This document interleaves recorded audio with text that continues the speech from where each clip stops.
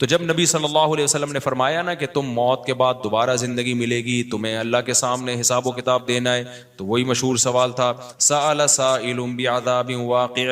اللہ فرماتے ہیں یہ لوگ آپ سے پوچھتے ہیں وہ کب واقع ہوگا، جو عذاب واقع ہونے والا ہے اس کے بارے میں ایک سائل نے پوچھا. اللہ فرماتے ہیں واقع کب ہوگا یہ تو میں نہیں بتاؤں گا، میرا اصول ہی نہیں ہے کہ میں قیامت کا علم بتا دوں، لیکن اتنی بات ہے للکافرین لیس لہ دافع.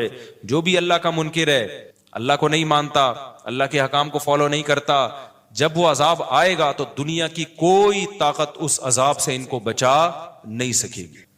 تعرج الملائکۃ والروح الیہ فی یوم کان مقدارہ 50,000 سنہ. 50,000 سال کا ایک دن ہوگا. کہیں 1,000 سال اللہ نے ذکر کیا میدان حشر کے بارے میں، کہیں 50,000 سال. تو علماء نے بیان کیا یہ لوگوں کے حالات کے حساب سے ہوگا. یہ ٹائم کے جو یونٹ ہے نا یہ ہر ایک کے حق میں مختلف ہوتے ہیں.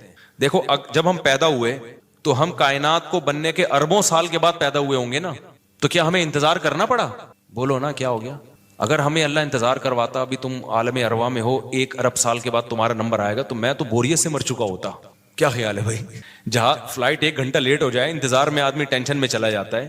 لیکن ہم تو جب آئے تو ہمیں تو لگا کہ کائنات کی ابتدا آج سے ہو رہی ہے جب ہم نے ہوش سنبھالا.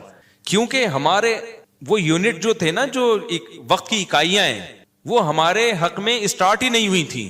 تو اسی طرح مرنے کے بعد جو مردے کے لیے جو ٹائم کے یونٹ ہے نا وہ چینج ہوتے ہیں.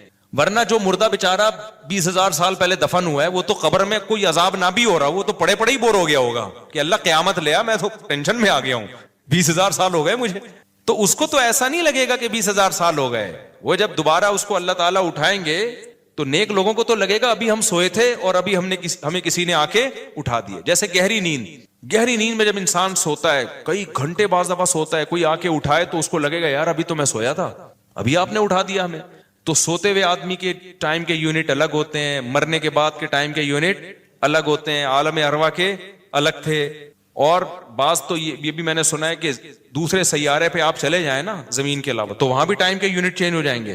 تو اسی طرح آخرت کے ٹائم کے یونٹ بالکل الگ ہے. ایک دن 50,000 سال کی دنیا کا جو 50,000 سال ہے نا وہ وہاں کا ایک دن ہوگا. کسی کے حق میں 1,000 سال، کسی کے حق میں 50,000 سال. یہ وہ ہے جب حساب و کتاب جس میں ہوگا تو اللہ نافرمانوں کو عذاب سے پہلے نا حساب و کتاب کا عذاب دیں گے. اللہ ہم سب کو اس عذاب سے محفوظ رکھے. جس کو قرآن نے ایک جگہ بیان کیا یجعل الولدان شیبا، وہ ایسا دن جو بچوں کو بوڑھا کر دے، ایسا دن یفر المرء من اخیہ، انسان اپنے بھائی سے دور بھاگے. اس لیے بڑے بڑے اللہ والے وہ جہنم سے زیادہ پناہ مانگا کرتے تھے میدان حشر کی سختیوں سے. جہنم تو اس سے زیادہ سخت ہے لیکن میدان حشر کوئی کم چیز نہیں ہے، وہ کوئی کم عذاب نہیں ہے. تو اللہ فرماتے ہیں کہ 50,000 سال کے برابر ایک دن ہوگا.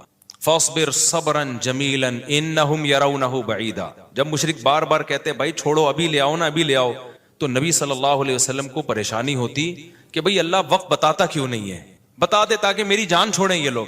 تو اللہ نے پیغمبر صلی اللہ علیہ وسلم کو تسلی دی فاصبر صبرا جمیلا، اے نبی آپ صبر جمیل کریں. صبر جمیل وہ صبر ہے جس میں ذرا بھی شکایت نہ ہو.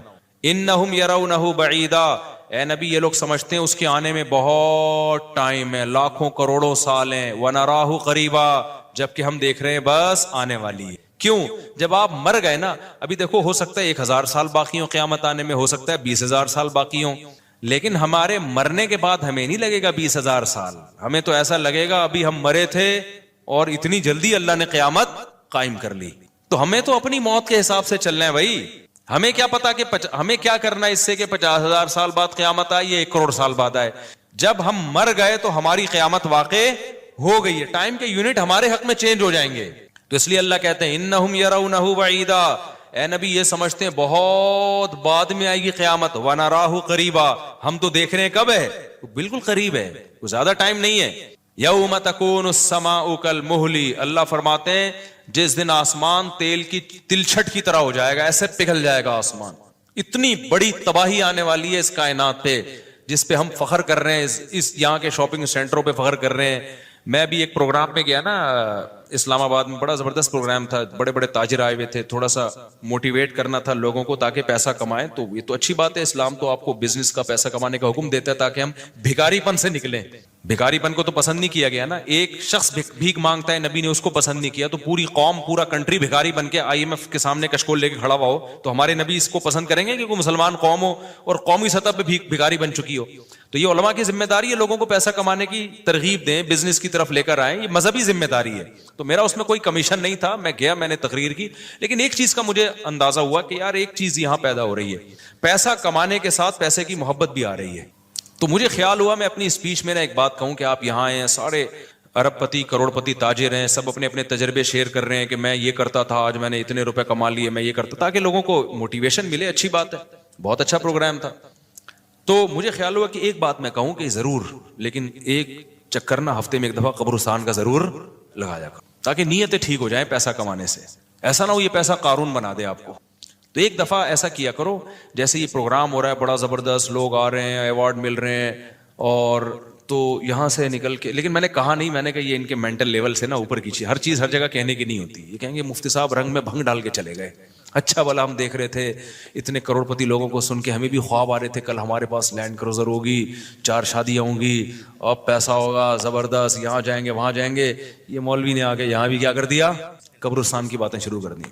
تو وہ مناسب نہیں تھا, لیکن دل چاہ رہا تھا کہ میں ان سے کہوں اگلا پروگرام وہ بول دوں گا کہ بہت زبردست پیسہ کمائیں, ایک دفعہ جا کے قبر میں جو آپ سے پہلا کما کے چلے گئے ہیں نا پہلے کما کے, یہ یوٹیوبرز تو یہاں آ رہے ہیں, اپنا ایکسپیرینس شیئر کر رہے ہیں, میں ایسا کانٹینٹ بناتا ہوں اور میں ایسے محنت کرتا ہوں. اچھی بات ہے, مجھے بڑی خوشی ہو رہی تھی, تھوڑی سی امیدیں ہوئی کہ شاید پاکستان اب شاید اچھی سمت میں جانا شروع ہو جائے. تو مجھے ان پہ وہ کوئی نہیں, وہ تو بہت اچھا کر رہے تھے, بلکہ یہ تو ایک ظرف کے بڑے ہونے کی بات ہے کہ آپ بتائیں کہ میں نے پیسہ ایسا کمایا, ورنہ لوگ بتاتے کہاں ہیں. مجھے ان یوٹیوبرز میں خوشی ہو رہی تھی, وہ بتا رہے تھے ہم نے یہ کانٹینٹ بنایا, ہم نے ایسے چینل بنایا, اتنے پیسے کمائے. تو اچھی بات ہے, شیئر کرو یار تاکہ لوگوں کی غربت ختم ہو, وہ بھی کریں یہ کام. لیکن ساتھ ساتھ ایک بات, یہ پیسہ آپ کو سلیمان علیہ السلام جیسا بھی بنا سکتا ہے, اور قارون اور فرعون جیسا بھی, ابو بکر عثمان جیسا بھی بنا سکتا ہے, اور ابو جہل جیسا بھی بنا سکتا ہے. کیا خیال ہے, یہ سارے پیسے والے لوگ تھے نا. تو آپ پیسہ کما کے سلیمان علیہ السلام جیسے شکر گزار بن جاؤ, عثمان ابن عفان جیسے غنی بن جاؤ, عبد الرحمن بن عوف جیسے بن جاؤ. اس کے لیے ضروری ہے کہ ہفتے میں ایک دفعہ قبرستان کا وزٹ اپنے خرچے پہ کر لیا کریں, اور ایسے ہی نہیں گزرتے ہوئے, وہاں جا کے کھڑے ہو کے قبروں پہ دیکھا کریں کہ میں جتنا بھی بڑا بن جاؤں, میرے یوٹیوب پہ چینل پہ 10 ملین بھی سبسکرائبر آ جائیں, لیٹنا میں نے کہا ہے تھوڑے دنوں میں جا کے بھائی اس قبر کے اندر. لہذا اس پیسے سے میں اس قبر کی تیاری کر لوں تو فائدہ ہے, اور اگر یہ لینڈ کروزر ہی میرا مقصد ہے اور میرا مقصد عیاشی ہی ہے اور شو مارنا ہی ہے, تو بھائی پھر یہ تو قارون نے آپ سے زیادہ کما لیا. ان خزانوں کے ساتھ یہ زمین میں دھسا ہے. وہ سمجھتے ہو کہ نہیں سمجھتے ہو, تو تھوڑا سا کبھی کبھار جب بڑے بڑے پروگراموں میں جایا کرو تو تھوڑا سا قبرستان میں, ہمیں تو اللہ نے سہولت دی ہے, بہت خطرناک قبرستان ہے یہ جو ہے نا, کیونکہ گورنمنٹ نے لائٹیں کہیں بھی نہیں لگائیں, تو یہاں تو 2-4 لائٹیں تھی, چرسیوں نے چوری کر لی. اب اندھیرا ہوتا ہے اس میں, اس سے بڑا فائدہ ہوتا ہے.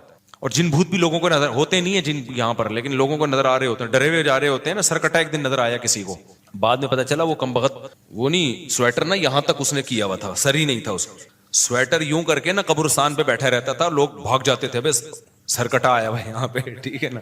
تو آپ یہ جو ہمیں اللہ نے بڑی سہولت دی ہے, کبھی کبھار ایسا کیا کرو, یہاں چلے جاؤ. رات کے وقت جاؤ گے تو جیسے آپ نے انرجی اپنی خرچ کرنی ہے نا, تو کہتے ہیں ڈاکٹر 1 گھنٹے کی واکنگ سے 15 منٹ کی جاگنگ بہتر ہے. 15 منٹ کی جاگنگ میں اتنی انرجی لگ جائے گی جو 1 گھنٹے کی واکنگ میں نہیں ہوگی. تو دن میں قبرستان 100 دفعہ جانے سے بہتر ہے رات میں 2:30 بجے 1 دفعہ چلے جاؤ. بس رات میں 2:30 بجے 1 دفعہ چلے جاؤ, اور وہاں جا کے بیٹھو, بیٹا آنا کہاں ہے, یہی آنا. اور یہ جو لیٹے ہوئے ہیں نا, یہ سارے غریب نہیں تھے, ٹھیک ہے نا. ان میں بہت سارے کروڑ پتی تھے, ارب پتی تھے, 4 شادیوں والے بھی تھے, 1 والی بھی تھے, اور بچوں والے بھی تھے, بغیر بچوں والے بھی تھے, جوان بھی تھے, بڈھے بھی تھے, 30 سال کے بھی تھے, 15 سال کے بھی تھے, 6 مہینے کے بچے بھی تھے. کیا نظر آ رہے ہوں گے, خبریں جا کے دیکھو. کل ہوس اس طرح سے ترغیب دیتی تھی مجھے, وہ ایک شاعر نے بڑا شعر کہا ہے کہ مجھے ہوس جو ہے نا وہ ترغیب دیتی تھی. ہوس نہیں ہوتی پیسوں کی دولت کی کہ یہ سکندر ہے, ہاں وہ کہ جو ہے نا, مجھے پورا شعر یاد نہیں, 20 سال ہو گئے سنے ہوئے اس کو. اس کا خلاصہ بتا رہا ہوں کہ ہوس مجھے ترغیب دیتی تھی کہ بھائی پیسہ کماؤ پھر یہ عیاشی اور اتنی عزت اور ایسا کچھ ہوگا اور بڑے مزے ہوں گے نا، اور نائٹ کلب جائیں گے، شرابیں پیئیں گے اور یہ کچھ کریں گے. کہہ رہے ہیں ایک دن کیا ہوا، مجھے جو ہے قبرستان سے میرا گزرنا ہوا، تو مجھے جو ہے نا میری ہوس نے جو ہے نا مجھے 2-4 قبریں دکھائیں اور کہا یہ سکندر ہے، یہ دارا ہے، یہ کیکاؤس ہے. یہ سکندر اعظم کی قبر ہے، لاکھوں باندیاں تھیں اس کے پاس.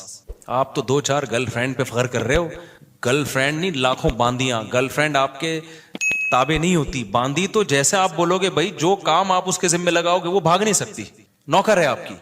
تو اتنی بڑی بڑی دنیا انہوں نے روئے زمین پہ حکومتیں کی ہیں. آج قبروں کے اندر یہ دارا ہے، یہ کیکاؤس ہے، یہ سکندر اعظم ہے. بڑے بڑے بادشاہوں کی قبریں آپ کو نظر آئیں گی پڑے ہوئے اندر. اب نئے زمانے میں شعر کو ہم یوں چینج کر دیں گے، یہ 10 ملین والا ہے سبسکرائبر تھے، یہ 20 ملین والا، یہ 50 ملین والا.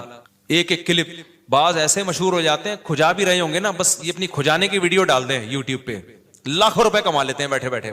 بعض ایسے مشہور ہو گئے کچھ بھی نہیں کرے نا، بس وہ کہے کہ ناڑا باندھتے ہوئے دکھا دیں، میں ناڑا باندھ رہا ہوں، میں ناڑا ایسے ٹائٹ کرتا ہوں، زار بند ایسے ٹائٹ کرتا ہوں. اتنے مشہور ہو گئے ہیں وہ، بس لوگ دیکھنا چاہتے ہیں. لوگ پتہ نہیں کیا ہو گیا ابھی. اللہ جانے.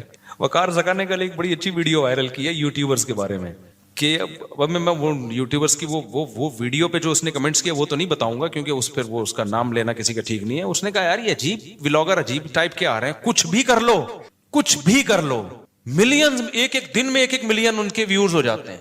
تو انہوں نے کہا یہ ان ولاگرز کا قصور نہیں، یہ قوم کا قصور ہے. اس نے بڑی اچھی بات کی. اس نے کہا یہ قوم کدھر کو جا رہی ہے بھائی؟ واش روم میں بیٹھا ہوا بندہ دکھا رہا ہے، دیکھیں آدھا اوپر والا دکھا رہا ہے. میں کہتا ہوں اگر وہ نیچے والا پورشن دکھا دے نا، یوٹیوب چینل بند کر دے گا، بولے گا بھائی اتنے سبسکرائبر اتنا کراؤڈ ہم برداشت نہیں کر سکتے، ڈی مونیٹائز کر دے گا یار. کہے گا بھائی یہ ہمارے بس میں اب. تو لوگوں کی نیچر دیکھو یار، کچھ بھی جو مشہور ہو جاتے ہیں ایک دفعہ مشہور ہو گئے نا، بس اب کچھ بھی کریں گے. گالی دے رہے ہیں، وہ ویڈیو آ گئی، کھجا رہے ہیں، لوگ دیکھ رہے ہیں کیسے کھجاتے ہیں. یہ تو لوگ عجیب ہیں. بہرحال جو ہو رہا ہے میں تو مارکیٹ میں وہی بتاؤں گا نا آپ کو. تو اب جو سوشل میڈیا سے وابستہ لوگ ہیں جن کے ٹک ٹاک پہ چینل، یوٹیوب پہ چینل، ان کے ہاں کامیابی کیا ہے؟ 4 ملین ہو گئے، 10 ملین ہو گئے، 50 ملین ہو گئے. تو ایک ویڈیو اتنی محنت سے بناتا ہے، 4 آدمی تجھے ملتے نہیں ہیں، اور میں کھجاتا بھی ہوں نا سر کو تو اتنے ویوز آ جاتے ہیں. تو کل یہ شعر چینج ہوگا. یہ سکندر ہے، یہ دار ہے قبروں میں نا، تو کہیں گے یہ 10 ملین والا ہے، یہ 20 ملین والا. یہ ناڑا باندھتے ہوئے ایک دفعہ ویڈیو ڈالی تھی اس نے اور 20 ملین ایسے ہو گئے تھے. تو یہ سب آئے گا مارکیٹ میں. تو اس لیے میرا دل چاہتا ہے کہ میں ان لوگوں سے، میرا اس پروگرام میں دل چاہ رہا تھا ایک دفعہ بولوں کہ آپ تمام حضرات سے گزارش ہے، بہت اچھا پروگرام ہے اور اللہ کرے اور پیسہ آئے اور یہ لوگ اپنے تجربوں کو شیئر کریں، لیکن کائنڈلی تھوڑا سا قبرستان بھی، ہمارے نبی نے پیسہ کمانے کی ترغیب دی ہے، ساتھ ساتھ قبرستان جانے کی بھی ترغیب دی ہے. صحیح بخاری کی حدیث ہے، کنت نہیتکم عن زیارت القبور فزوروها فانها تذکر الاخرہ. نبی نے فرمایا میں نے تمہیں قبرستان جانے سے منع کیا تھا کیونکہ بدعتیں ہو رہی تھیں، شرک پھیل رہا تھا، لیکن اب توحید قائم ہو گئی ہے، شرک کا خطرہ ختم ہو گیا. فرمایا فزوروها، قبرستان جایا کرو کیونکہ اس سے آخرت یاد رہتی ہے. انسان اپنی اوقات میں رہتا ہے، اپنی اوقات سے باہر نکلنے کی کوشش نہیں کرتا. تو اللہ میاں بھی فرما رہے ہیں تم اس کو بہت دور سمجھ رہے ہو، ہم سمجھ رہے ہیں بہت قریب ہے. اور یہ جتنی رنگینیاں اس کائنات کی نظر آ رہی ہیں نا، یہ سب ٹوٹ پھوٹ کے مٹی ہونے والی ہیں، برابر ہونے والی ہیں. تو یوم تکون السماء کالمہل وتکون الجبال کالعہن. اتنے بڑے بڑے پہاڑ اللہ کہتے ہیں روئی کی گالوں کی طرح اڑیں گے. آپ سبسکرائبر کو لے کے بیٹھے ہوئے ہو، یہ بڑے بڑے پہاڑ جو ہل نہیں سکتے نا، یہ روئی کی گالوں کی طرح اڑ رہے ہوں. وتکون الجبال کالعہن ولا يسأل حمیم حمیما. جگری دوست بھی کسی دوست کو نہیں پوچھے گا.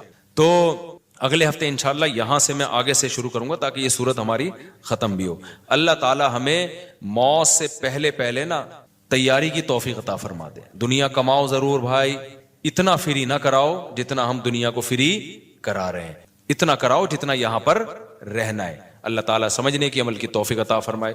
سنتوں کے بعد انشاءاللہ نماز کے بعد نا تھوڑی دیر سوال جواب کا سلسلہ ہوگا، جو بیٹھنا چاہیں بیٹھ سکتے ہیں. میری عمر 30 سال ہے، 1 سال پہلے میں نے عمرہ بھی کیا. میں اپنی پوری زندگی میں نماز قرآن کے قریب نہیں ہوا، لیکن گزشتہ 5 ماہ سے میں نے کوئی نماز نہیں چھوڑی. ماشاءاللہ ماشاءاللہ. کیا مجھے لازمی اپنی پچھلی فرض نمازیں ادا کرنی ہوں گی؟ ارسلان صاحب جی ادا کرنی ہوں گی، لیکن ایسا نہ ہو کہ پچھلی کے چکر میں اب اگلی بھی چھوڑنا شروع کر دیں، زیادہ ٹینشن لے لیں. فی الحال آپ اپنے آپ کو اس کا عادی بنا دیں، لیکن 6 مہینے سے تو عادت پڑ گئی ہے آپ کی، 5 ماہ سے ماشاءاللہ نماز نہیں چھوٹی. تو زیادہ ٹینشن نہ لیں اس کی، لیکن یہ کہ شرعی مسئلہ تو چینج نہیں ہو سکتا. تو اس میں فجر کے ساتھ 2 رکعت فرض فجر کے پڑھ لیے، ظہر کے ساتھ 4 پڑھ لیے، عصر کے ساتھ 4 اور پڑھ لیے، مغرب کے ساتھ پچھلی مغرب کے، عشاء کے ساتھ. اور ہمارے نزدیک وطر بھی چونکہ واجب ہیں، نبی صلی اللہ علیہ وسلم کی اس بارے میں صحیح حدیث موجود ہیں، تو وطر کی بھی قضا کرنی چاہیے. تو ایک دن میں کم سے کم 1 دن کی نمازیں پڑھ لیں آپ، تو اللہ نے چاہا تو انشاءاللہ یہ پوری ہو جائیں گے. قیامت قائم ہونے سے پہلے دجال بھی آئے گا، حضرت عیسیٰ علیہ السلام بھی آئیں گے، حضرت مہدی بھی آئیں گے.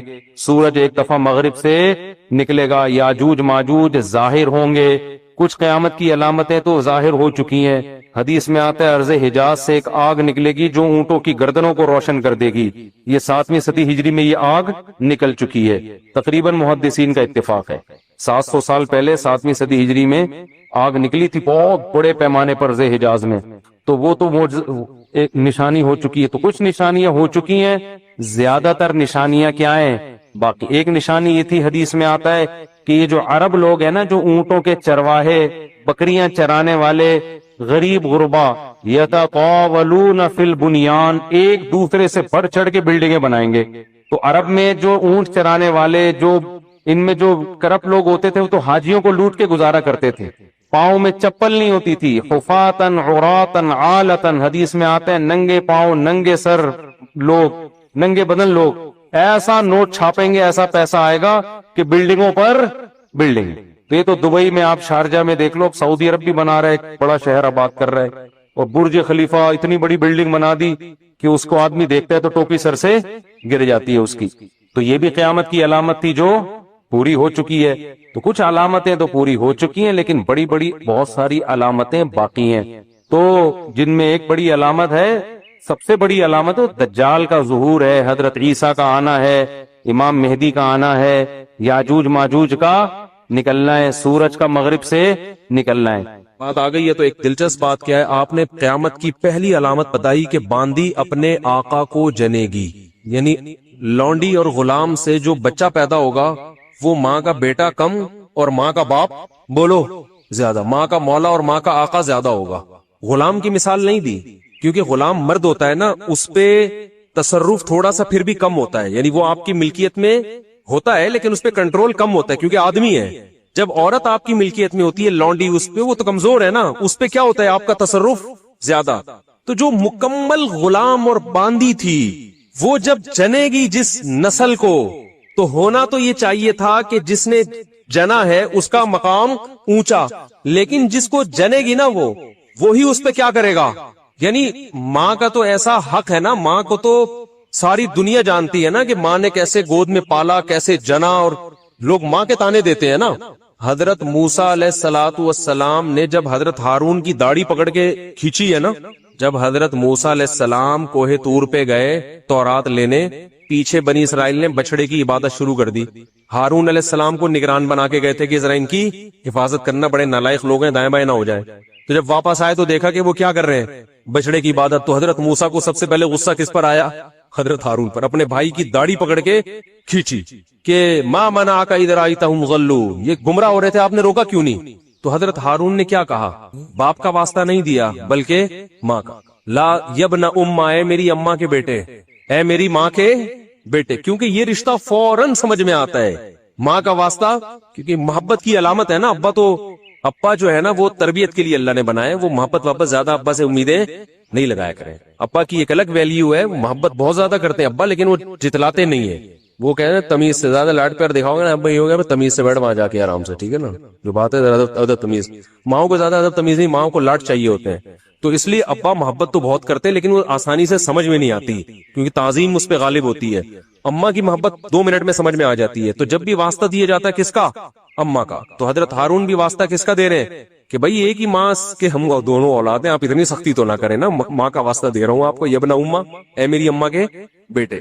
تو ماں جو اتنا قریبی رشتہ ہے، جس کی محبت سب کو سمجھ میں آتی، اس کو غلام بنا لینا تو یہ کھوپڑی میں آنے والی بات نہیں ہے. لیکن حدیث میں کیا آتا ہے؟ قرب قیامت میں بیٹا کیا ہوگا؟ ماں پہ حکومت کرے گا، بیٹا ماں پہ حکومت کرے گا. تو ہونا تو یہ چاہیے تھا کہ جو جنے، وہ جس کو آپ جن رہے ہیں وہ ایک قسم کی لونڈی غلام ہو، ماتحت ہو، لیکن الٹا حساب ہو رہا ہوگا. تو یہ بھی پتا چل رہا ہے کہ ادب مارکیٹ سے کیا ہونا شروع ہو جائے گا؟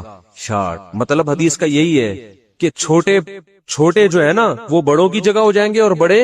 اور یہ خدا کی قسم آج اپنی آنکھوں سے میں دیکھ رہا ہوں, زیادہ تر لبرل لوگوں کے گھروں میں دیکھ رہا ہوں, دیندار گھروں میں کم.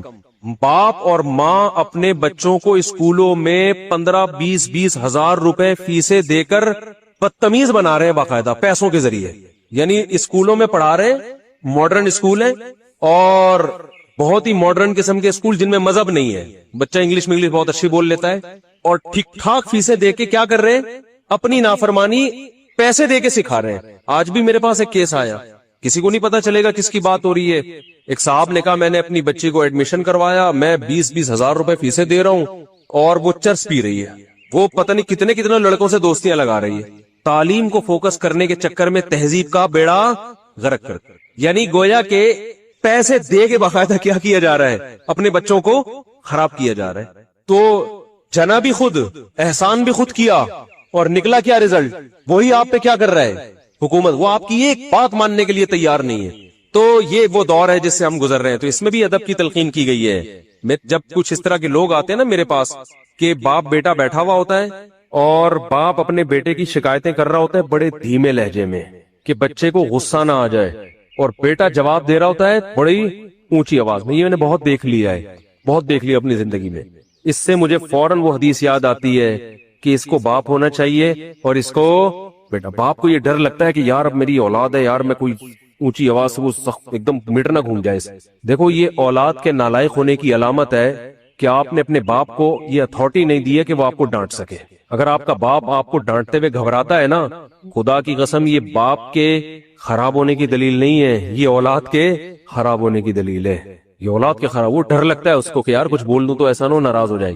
میں نہیں کہہ رہا اولاد پہ بیجا سختیاں کریں یا خام خام میں ڈانٹ ڈپٹ کرتے رہے, اس سے تو ڈپریشن کے مریض بنتے ہیں. ماں باپ ظلم بھی کرتے ہیں. اس پہ میں انشاءاللہ بیان کروں گا کہ میرا ارادہ ہے, میں نے جو سینٹ میں بل پیش ہوا نا کہ ماں باپ کو اولاد پہ ہاتھ اٹھانے کی اجازت نہیں, شوہر کو بیوی کو ڈانٹنے کی اجازت نہیں, تو یہ بالکل خلاف ہے. لیکن اس کا ناجائز فائدہ بھی اٹھایا جاتا ہے.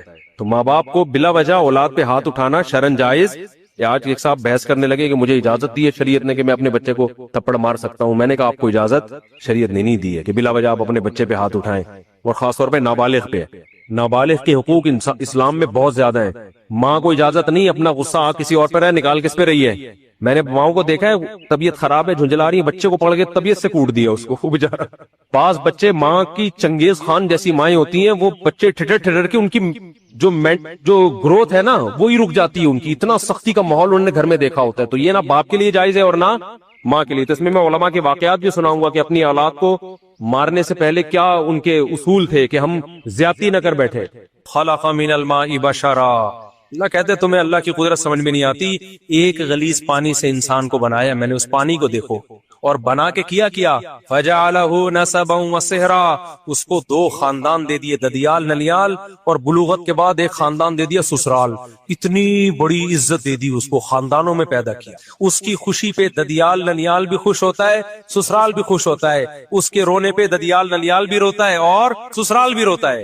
ایک پانی کو اتنی عزت آٹومیٹیکلی اب بولتی بند نہیں مل سکتی. لوگ کہتے ہیں نا بولو نہ بولا نہیں بولا کرو, آپ خود ہی بول لیا کریں تاکہ میں بولو نہ نہیں بولا کرو, سینٹنس مکمل کر لیا کریں. ایک غلیظ پانی تھا, کوئی کہہ سکتا تھا ایک ایسے پروسیس سے اس کو بھی گزارا جائے گا, ایک ایسی مشین میں کہ یہ چودھری اور وڈیرا بنے گا, ٹھیک ہے نا, یہ سائنٹسٹ بنے گا, اور یہ ایک سیاستدان بنے گا, یہ ایک بڑا آدمی بنے گا, یہ ملینئرز بنے گا, بلینئرز بنے گا, اور پھر اس کا خاندان ہوگا.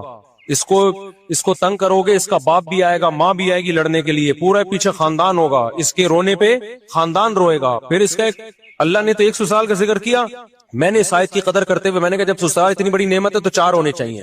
تو میرے اوپر یہ آیت اور زیادہ فٹ آ رہی ہے. کیا خیال ہے بھائی کہ هو الذی خلق من الماء بشرا, اللہ نے غلیظ پانی سے انسان کو پیدا کیا اور اسے نسب بھی دیا, اور 4 عدد نسب 1 دیا, اور سسرال کتنے دے دیے. اس سے پتا چلتا ہے, اس آیت سے پتا چلتا ہے کہ خاندان ایک بہت بڑی نعمت ہے, اور نعمت جتنی زیادہ ہو اتنا اچھی ہوتی ہے. پیسہ نعمت ہے یا نہیں ہے؟ تو کبھی کوئی کہتا ہے زیادہ پیسہ ایکچولی میں خرچ کہاں کروں گا, ایکچولی مینج کرنا مشکل ہے. ابے لے آ, بعد میں دیکھیں گے کیا مینج کرنا ہے اس کو. تو اولاد بھی نعمت ہے. یہب لمن یشاء اناثا, اللہ کہتے ہیں گفٹ کرتا ہوں بیٹے بیٹیاں. آنے دے, آنے کے بعد کرنا ہے کہ کرنا کیا ہے ان کا, آنے میں نہیں روکنا ان کو کہ گفٹ کم لینے ہم نے, گفٹ تو جتنے زیادہ آ جائیں, اس کے بعد پھر ان کا کرنا کیا ہے. تو بچے پیدا ہونے سے مت روکو, ہونے کے بعد پھر پلاننگ کرو. مسئلہ یہ نہیں ہے بچے جو بگڑتے ہیں نا اس لیے نہیں کہ زیادہ ہے, اس لیے کہ پیدا ہونے کے بعد بھی نہیں سوچ رہے ہوتے ان کو بنانا کیا ہے ہم نے. وہ تو ایک بھی بگڑ جائے گا, پھر تمہارا بچہ پیدا ہوا تم قیامت تک سوچتے رہو گے کرنا کیا ہے اس کو, تو چور بن جائے گا آٹومیٹیکلی, ڈاکو بن جائے گا. تو جو بگڑنا ہوگا تو ایک بھی بگڑے گا. اگر پلاننگ کر کے پیدا کرنے میں پلاننگ نہیں کرو, پیدا تو اللہ کی طرف سے گفٹ ہے, جتنا ہو اچھا ہے, لیکن جو پیدا ہوتے جائے اسی وقت ان کو انسان کا بچہ بنانے کی فکر بولو کرتے چلے جاؤ کہ بگڑے نہیں ہے. ایسا نہیں چرسیوں میں بیٹھ رہا ہے, ایک بچہ بھی چرسی میں بیٹھے گا تو چرسی بنے گا, 18 بچے بھی اگر بھائی انسانوں میں بیٹھیں گے تو کیا بنیں گے, انسان کے بچے بنیں گے. فیملی پلاننگ والوں نے تو بچے ہی روک دیے نا. تو نسبا و سہرا, قرآن کہتا ہے سسرال والا بنایا, تو سسرال بھی جتنے زیادہ ہوں اتنے کیا ہیں, اور نعمت ہے سسرال. آپ کسی, یہ تو ہم مذاق کرتے رہتے ہیں, مذاق اڑاتے رہتے ہیں سسرال کا, دل بھی چاہتا ہے لیکن اب کیا کریں مجبور ہے. لیکن ویسے کتنی عزت ہوتی ہے جب آپ کا ان کے گھر رشتہ نہ ہوا ہو, آپ جاؤ کوئی عزت دیتا ہے. جہاں آپ کی بات ابھی شادی بھی نہیں ہوئی, صرف رشتہ طے ہو گیا ہے, بھائی دولہا بھائی آئے ہیں, ان کا سموسے کا پوچھو, ایسا نہ ہو برا لگ جائے. آپ کو پتا ہے ادھر برا, ادھر اس کو ٹینشن دی, پارسل کدھر کرے گا, یہ بہن پہ جا کے پارسل کرے گا. یہ سسر کو پتا ہوتا ہے داماد کو ذرا سا ٹارچر کیا میرے سامنے تو کچھ نہیں بولے گا, یہ پارسل کدھر کرے گا, بیٹی بھی جا کے غصہ نکالے گا. کیسی رسپیکٹ مل رہی ہوتی ہے دامادوں کو, کیا خیال ہے بھائی, بیٹھیے آپ آئیے, ورنہ کون گھسنے دیتا ہے یار. اجنبی لڑکی ہوتی تو عزت دار لوگ تھوڑی گھسنے دیں, بغیرت تو آتے ہیں, آ جا بھائی لیٹ کیوں آیا تو, کب سے انتظار کر رہی ہے. بوائے فرینڈ جو ہوگا نا تو اس میں تو آج کل پریشان ہوتے ہیں جن میں غیرت ہی نہیں ہوتی. تو قرآن کیا کہہ رہا ہے بھائی, یہ اس ٹاپک, یہ قرآن کہہ رہا ہے یہ آٹومیٹیکلی یہ ممکن کہ پانی کو اتنی عزت مل جائے, اس کے دنیا میں آنے سے پہلے اس کے خاندانوں کا انتظام ہو جائے, بلوغت کے بعد بھی انتظام ہو. یہ اگر آٹومیٹیکلی ہو رہا ہوتا تو اس کائنات میں اتنی بیوٹی, اتنا حسن نہیں ہوتا اس کائنات. یہی وجہ ہے کہ جو قرآن کے منکر ہیں وہ اس بیوٹی سے محروم. ان کے ہاں نہ سسرال ہوتا ہے نہ ددیال ہوتا ہے, ایک ننیال میں ایک عدد اماں رہ گئی ہے بس خالی ان کی, اور اس سے وہ جان چھڑا نہیں سکتے. ورنہ گورے کا بس چلے تو وداؤٹ اماں بچے پیدا ہوں, کلوننگ کے ذریعے, ٹیسٹ ٹیوب کے ذریعے, اماں کے رشتے سے بھی کٹا دے, بولو ریاست کے غلام بن کے رہو, بس تم اسٹیٹ کے غلام بنو, ٹیکس ٹائم پہ دے دیا کرو. وہ مجبور ہے, اماں سنگل مدر, سارا ان کا نہ ان کے یہاں سسرال ہوتے ہیں, نہ سالے ہوتے ہیں, نہ سالی ہوتی ہیں, نہ کزنیں, نہ سب سیٹ اپ آہستہ آہستہ کیا ہو گیا, ختم. کیوں؟ اللہ کی آیتوں کا انکار کیا. تو اللہ نے خاندانوں کی جو محبتیں تھیں وہ چھین کے اس کے بدلے میں ان کو کتے پکڑا دی اللہ نے, کہ ان کتوں سے دل لگاؤ. فرانس میں بھی کتے پالے جاتے ہیں. میرا ویزا ریجیکٹ ہوا اس چکر میں یورپ کا. انہوں نے کہا ہمارا مذاق اڑاتا ہے. میں نے کہا مذاق نہیں اڑا رہا بھائی, آپ تو کتے پالتے ہیں, ماشاءاللہ کتنے اچھے لوگ ہیں آپ لوگ, کتے پالتے ہیں. ہمارے کتوں کا حال دیکھو. ابھی ایک واقعہ سناؤں, کتے پہ بڑا زبردست واقعہ ہے. اتنے کتے ہو گئے نا, اللہ کے ایم سی والوں کو بہت جزائے خیر دے. کچھ رپورٹیں آئی ہیں, انہوں نے کتے مارنا شروع کیے. ہوا یہ کہ کل ایک داڑھی والے صاحب آئے, داڑھی ان کی, تسبیح ہاتھ میں, یہی ہمارے دوست ہیں, اور ٹوپی ماشاءاللہ, بڑا پرنور چہرہ. مجھے کہتے ہیں مفتی صاحب مجھے ایک مسئلہ بتائیں. میں نے کہا کیا ہو گیا؟ کہتے ہیں یار وہ ایک کتا مر رہا تھا اور بالآخر اس نے دم توڑ دیا. تو کے ایم سی کی گاڑی مجھے نظر آئی. میں نے کہا یہ آپ لوگوں نے میں سے کسی نے مارا ہے؟ اس نے کہا ہاں. کہتے ہیں میں نے کہا بہت شکریہ آپ کا, اللہ جزائے خیر دے یار, یہ تو کتے بہت کاٹ رہے تھے انسانوں کو, تو شکر ہے آپ نے کچھ کنٹرول کیا. ایک نقاب میں خاتون ڈرائیونگ کرتے ہوئے نا گاڑی, کہتے ہیں میرے قریب آ کے رکی. انہوں نے میری بات کہتے ہیں سن لی. انہوں نے کہا کہ یہ آپ کہہ رہے کتا مارنے کے بارے میں؟ میں کہا جی. میں نے کہا یہ آپ کو خوشی ہوئی ہے کتے کو اس طرح سے مارا گیا اور یہ مر گیا, یعنی زہر وہر کچھ کھلایا ہو؟ جی مجھے خوشی ہوئی ہے. تو آپ نماز بھی پڑھتے ہیں؟ ابھی نماز پڑھنے جا رہے ہیں. جی نماز, دعا بھی مانگیں گے اللہ سے, ذکر اذکار بھی. جی یعنی ایک طرف آپ کتے مار رہے ہیں, دوسری طرف نمازیں پڑھ رہے ہیں. مطلب یہ تھا کیا یہ کھلا تضاد نہیں ہے؟ یعنی ایک طرف آپ ٹوپی پہن کے داڑھی پہن کے اتنے اچھے کام بھی کر رہے ہو, اور دوسری طرف ان مخلوق پر کتوں کے ساتھ یہ ظلم. یعنی عجیب اسلام ہے آپ کا, ادھر کتے بھی مار رہے ہو, ادھر اللہ کی عبادت بھی. کہتے ہیں میں نے اس خاتون سے کہا, کل کا واقعہ ہے, کہتے ہیں میں نے اس خاتون سے کہا کہ دیکھیں یہ کتے انسانوں کو کاٹتے ہیں. خاتون فوراً کہتی ہے کیا سارے کتے کاٹتے ہیں؟ میں نے کہا نہیں, کتے پہ لکھا ہوتا ہے کہ یہ کاٹے گا, اور یہ والا کاٹنے کے لیے, اور یہ کسی کو کچھ بھی نہیں کہے. وہ بےچارے اتنے کنفیوز ہوئے اس خاتون کی نصیحت سے, میرے پاس آیا کہ یار مصعب میں نے ظلم ہو گیا. میں نے اس کو اپریشیٹ کر دیا. کہ میں نے کہا کے ایم سی والوں نے پہلی دفعہ کوئی خاندانی انسانوں کے بجائے فوکس کس کو کرنا شروع کر دیا انہوں نے. یہ بہت گڈ نیوز ہے. پہلے تو جو گٹر کے ڈھکن یہ KMC کی ذمہ داری ہے نا.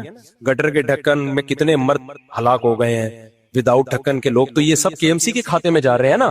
اور جو بجلی کے کھمبوں سے لوگ, بجلی کے کھمبے کراچی میں گلے ملتے ہیں آ کے, خود چپک چپک کے بندے مارتے ہیں بارشوں کے موسم میں, تو یہ بندے کون مار رہا ہے؟ تو KMC کے کھاتے میں جا رہے ہیں. اللہ کا کتنا فضل ہو گیا, اب انسانوں کو چھوڑ کر KMC نے کس کو فوکس کرنا شروع کر دیا؟ کتوں کو. گڈ نیوز ہے بھائی, اس سے زیادہ مجھے خوشی اس پہ ہوئی ہے. اتنے کتے یار, آپ کی سوچ ہوگی, ساری جو اینیمل لورز اور NGOs ہیں وہ آ کے وہ رکاوٹ بنتی ہیں. خیر, بات کو جلدی سے سمیٹیں, نماز کا ٹائم ہونے والا ہے. تو اللہ میاں نے اس نظریے پہ بھی قرآن میں بہت رد کیا کہ اس کائنات میں نیچر میں جو بیوٹی ہے آٹومیٹیکلی نہیں ہے. دوسرا نظریہ شرک کا, جو اللہ کو مانتے ہیں وہ اللہ کے علاوہ بھی بہت سو کو مانتے ہیں. ہندو دیکھو نا, کتنے کتنے بھگوان ان کے. تو قرآن نے کہا اللہ کا مطلب کیا ہے؟ صرف ایک. کسی مزار پہ کسی قبر سے نہیں مانگنا, کسی بزرگ سے نہیں مانگنا. انتم الفقراء الی اللہ, تم سب کے سب اللہ کے در کے محتاج, حاجت روائی, مشکل کشائی اللہ کے سوا کوئی نہیں کرے گا. اور تیسرا, قرآن نے جس چیز کو فوکس کیا, جس کا اس آیت میں تذکرہ ہے کہ موت کے بعد حساب و کتاب ہے. تو یہ جو آیت میں نے پڑھی ہے نا, ہوا یہ تھا, تینوں پہ مذاق اڑتا تھا نبی صلی اللہ علیہ وسلم کا, لیکن سب سے زیادہ مذاق پتہ ہے کس عقیدے پہ اڑایا جاتا تھا؟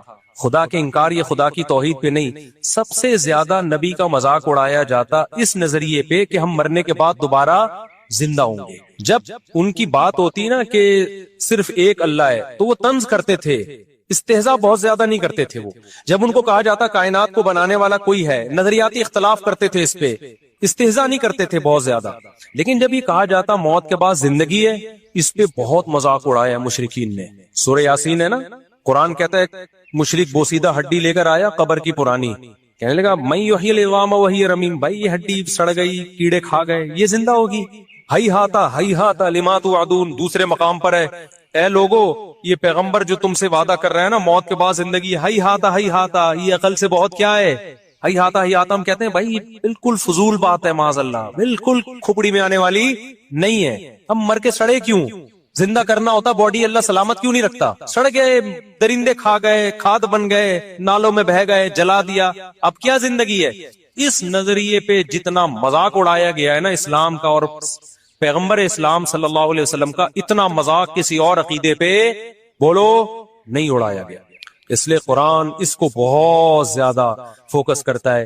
قرآن کہتا ہے جو اس آسمانوں اور زمین کو اور اتنی خوبصورت کائنات کو پہلی مرتبہ بنا سکتا ہے, جو تم نے مان لیا کہ پہلی مرتبہ تو بنے ہیں نا, تو دوبارہ کیوں نہیں بنا سکتا بھائی؟ اللہ نے پھر مثالیں کیسی کیسی دی ہیں. اللہ ہم سے ہماری زبان میں مثالیں سمجھاتا ہے, جو مثالیں ہمارے کلچر میں رائج ہیں. اللہ کہتے ہیں بتاؤ کسی چیز کو پہلی دفعہ بنانا آسان ہے یا دوسری دفعہ؟ دوسری دفعہ آسان ہوتا ہے. تو جس نے پہلی دفعہ بنا لیا وہ دوبارہ کیوں نہیں بنا سکتا بھائی؟ منی سے انسان بنا دیا تو اس انسان کو مر کے دوبارہ کیوں نہیں بنا سکتا؟ ریپیئرنگ تو آسان ہے, فرسٹ ٹائم ایجاد کرنا. ادھر موبائل مارکیٹ میں نیا موبائل آتا ہے, فوراً 20 کاپیاں اس کی آ جاتی ہیں. وہ کاپی کرنے والے فرسٹ ٹائم نہیں بنا سکتے تھے, دیکھ دیکھ کے کاپی کر لیتے ہیں. افغانستان میں بمباری ہوتی تھی, امریکی جہاز ہیلی کاپٹر بے پن ہوتا تھا, تو چائنا والے اور کہتے ہیں دنیا والے پہنچ جاتے ہیں, ابھی دیکھیں کاپی کرنے ٹیکنالوجی. فرسٹ ٹائم بنانا مشکل ہے, ٹیکنالوجی کو کاپی کرنا کیا ہے آسان. اللہ کہتے ہیں جب یہ کچھ بھی نہیں تھا میں نے سب بنا دیا, تو تمہیں دوبارہ بنانا کیا مشکل ہے؟ اس میں کیوں مذاق اڑا رہے ہو؟ تو پھر وہ اسی مذاق میں نا نبی سے آ کے کہا کرتے تھے اچھا کب ہوگا یہ ٹائم تو بتائیں, یہ دوبارہ زندگی ہمیں کب ملے گی, قیامت کب آئے گی, وہ عذاب کب ہوگا؟ تو اس کو قرآن نے جزو قرآن بنا دیا ان آیتوں کو. سال سائل بعذاب واقع, اے نبی آپ سے ایک پوچھنے والا آ کے پوچھتا ہے مذاق اڑانے کی نیت سے, وہ عذاب کب واقع ہوگا جو واقع آپ کے خیال میں واقع ہونے والا ہے, بتا دینا ٹائم